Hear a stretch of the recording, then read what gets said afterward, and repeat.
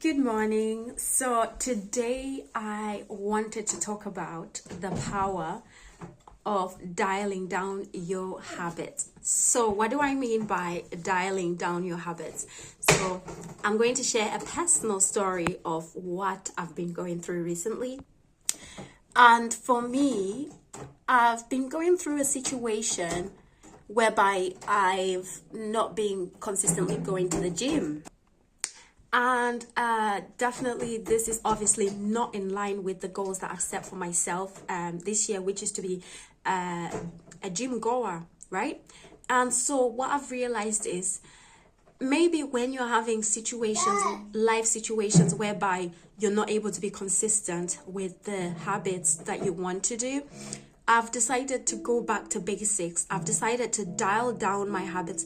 Instead of aiming to say, okay, I've gone to the gym today, I'll aim for a minimum target.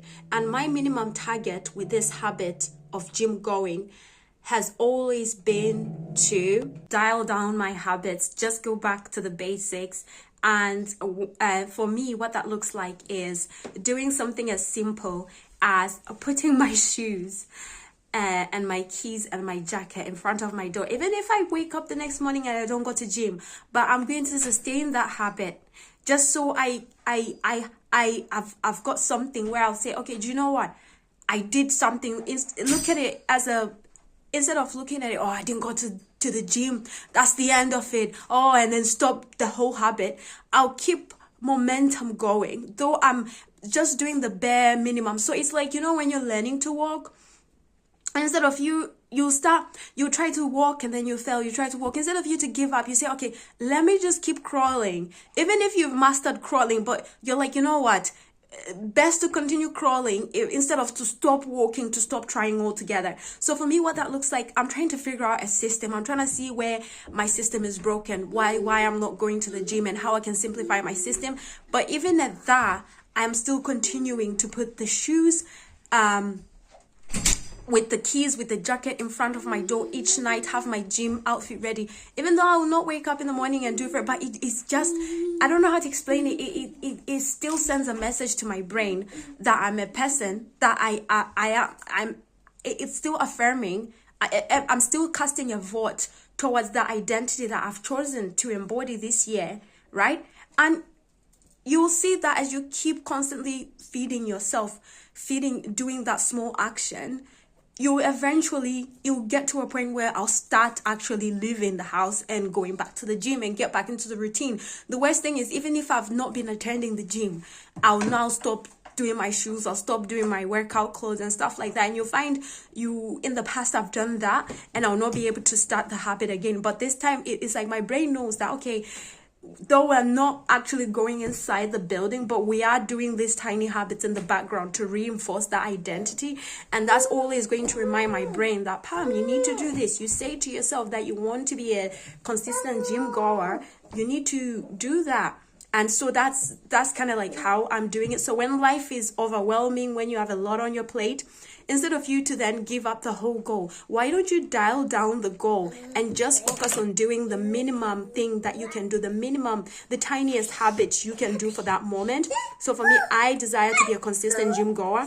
At the moment, life is not as, my life is not as, I don't know how to say, I just haven't, I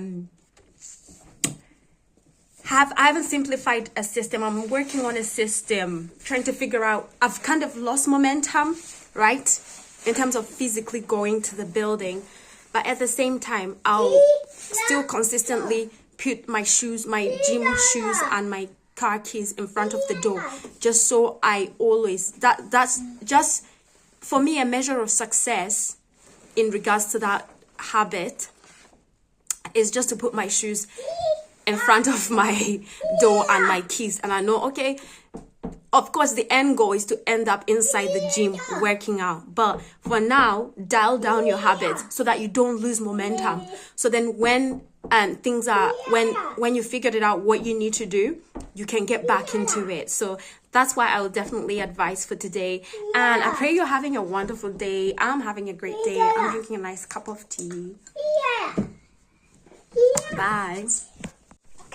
Also, I just wanted to share that another thing, when you're going through these moments where you feel you either have zeal to chase your goals or you feel apathetic, which is like you've got no zeal, you lack interest. You can either be in two states. You can either like have so much motivation, be up for it, you're excited, you're hyped up to chase your goals, or you could feel like, oh, apathetic, like you don't have interest in that goal anymore, right?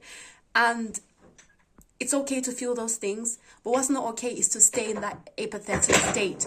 That's why I was saying that though I'm not currently going to the gym, it's not okay for me to then give up and stop pursuing that goal. I have to keep doing this minimum habit. And another thing that I wanted to add, which is very important, you need when you're in that apathetic state, this is why it's important to have a supportive network around you. You need people also that are chasing the same goals, people that can encourage you, that can motivate you. It's not a walk that you can do by yourself. It's not you're not designed to do this by yourself. That's why you should surround yourselves with a community of like-minded people who are chasing the same goals as you as well, and who can encourage you.